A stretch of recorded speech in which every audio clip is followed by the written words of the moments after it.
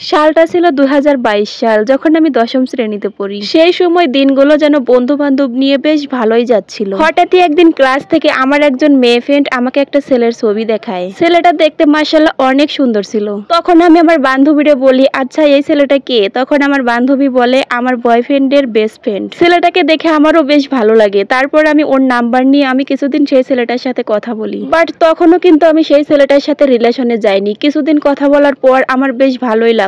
তারপর আমি তার সাথে রিলেশনে যাই। এভাবেই আমি তার সাথে প্রায় 1 বছর যাবত ধরে কথা বলি। বাট এর মধ্যে আমাদের ভিতর কোনোদিনও ভিডিও কল বা অডিও কলে কথা হয়নি। কোনোদিন আমি সেই ছেলেটাকে সামনাসামনি দেখিও নি। তার সাথে আমার কোনোদিন দেখাও হয়নি। অনেকবার সে আমার সাথে দেখা করতে চাইতো, আমাকে বিভিন্ন জায়গায় বসিয়ে রাখতো, কিন্তু সে কোনোদিনও আসতো না। আর এইদিকে আমার বান্ধবী, সে তো আমাকে বলতো আমাকে নাকি ওই ছেলেটা ভীষণ ভালোবাসে, আমাকে ছাড়া নাকি সেই ছেলেটা একদমই বাঁচবে না, আমাকেই নাকি সে বিয়ে করবে। আমিও আমার বান্ধবীর কথা মতো অন্ধবিশ্বাস করে ফেলি। এরপর আমি আস্তে আস্তে জানলাম, আমাকে যার পিক দেখানো হয়েছিল সেই ছেলেটা আদৌ আমার সাথে কোনোদিনও কথা বলেনি। এরপর আমার বান্ধবী আমাকে অন্য একটা ছেলের পিক দেখিয়ে বলে, এই ছেলেটা তোর সাথে কথা বলে। যদিও বান্ধবীর উপর তখন অনেকটাই বিশ্বাস উঠে গেছিল, তারপরেও আমি তাকে তো ভালোবাসি, আমি তো সত্যি সত্যি তাকে ভালোবেসে ফেলেছি। হতে পারে তার চেহারাটা অন্যজন হয়ে গেছে, কিন্তু তার মন তো ঠিকই আছে। সে তো আমার সাথে মন থেকেই কথা বলতো, আর কখনোই তো চেহারা দেখে ভালোবাসা হয় না। এরপর আমি আমার বান্ধবীর কথা মতো এটাও মেনে নেই।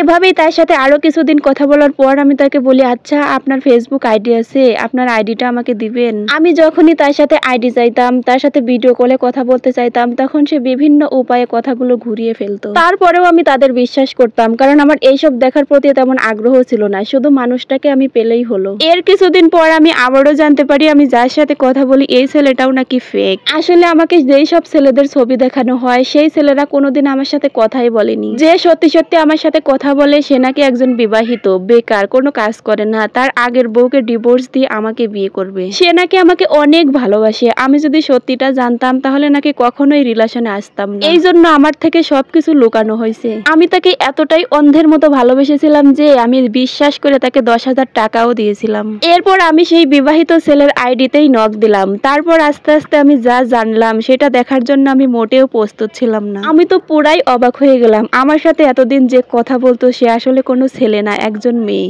সে আসলে আমার সাথে ছেলে সেজে মেসেজে কথা বলতো। যখন আমি তাকে কল দিতাম তখন সে অন্যান্য ছেলেদের দিয়ে কথা বলিয়ে দিত। আসলে তারা তো এক প্রকার ব্যবসা শুরু করেছে, এরকম বিভিন্ন মেয়েদের ফাঁদে ফেলিয়ে তাদের কাছ থেকে টাকা পয়সা উসুল করে। আর এর জন্য আমি এখন সমাজের কাছে, পরিবারের কাছে খুবই খারাপ। জানেন, আজকে কিনা সেই মেয়ে বিয়ে করেছে, তারা এখন অনেক সুখে আছে, শুধুমাত্র দিন শেষে ঠকে গেলাম আমি। একজন মেয়ের সাথে ভালোবেসে কলঙ্কি হলাম। একটা মেয়ে কিভাবে পারলো আর একটা মেয়ের ধ্বংস করতে? আসলে সব বান্ধবী কিন্তু বান্ধবী হয় না, কিছু কিছু বান্ধবী নামে কালনাগিনী থাকে। আমার একটাই প্রশ্ন, একটা মেয়ে হয়ে আর একটা মেয়ের লাইফটা এভাবে নষ্ট করে কি করে? আসলে সেই মেয়েটা আর কেউই ছিল না, সেটা আমার বান্ধবী ছিল। সে তো আমার সাথে দিনের পর দিন একটা ছেলে সেজে কথা বলতো। আমি আমার বান্ধবীকে এইসব কথা জিজ্ঞাসা করলে সে কখনোই স্বীকার করতো না। যখন আমি বললাম এইসব নিয়ে আমি আইনি পদক্ষেপ নিব, তখন তারা আমাকে বিভিন্ন রকম ছবি দেখে ব্ল্যাকমেল করে। আমার জীবনটা তো নষ্ট হয়েই গেছে। আমি চাই না আমার জন্য আমার ফ্যামিলির মান সম্মান যাক। এই জন্য আমি এখনো চুপচাপ আছি, তাদের বিরুদ্ধে কোনো আইনি পদক্ষেপ নেইনি। তবে সবাই কিন্তু ভিডিওটা একটু বেশি বেশি করে শেয়ার করে দিবেন। আমার মতো এরকম ভুল যেন এই পৃথিবীতে আর কোনো মেয়েই না করে। কখনোই অপরিচিত কোনো নাম্বার থেকে কল বা অপরিচিত কাউকে দেখলে তার উপর আসক্ত হয়ে না যায়। একটা কথা সবসময় মনে রাখবেন, কখনোই না আবেগ দিয়ে জীবন চলে না, বিবেক দিয়ে কাজে লাগাতে হয়। আচ্ছা যাই হোক, এই সম্পূর্ণ স্টোরিটা কিন্তু একটা আপুর লাইফ থেকে নেওয়া। এই ভিডিওটা দেখে যদি আপনাদের সামান্য পরিমাণ ভালো লেগে থাকে তাহলে অবশ্যই একটা শেয়ার করে দিবেন, যাতে করে এই ভিডিওটা দেখার মাধ্যমে আর 5টা মেয়ে সতর্ক হয়ে যেতে পারে। তো সবাই ভালো থাকবেন, আল্লাহ হাফেজ।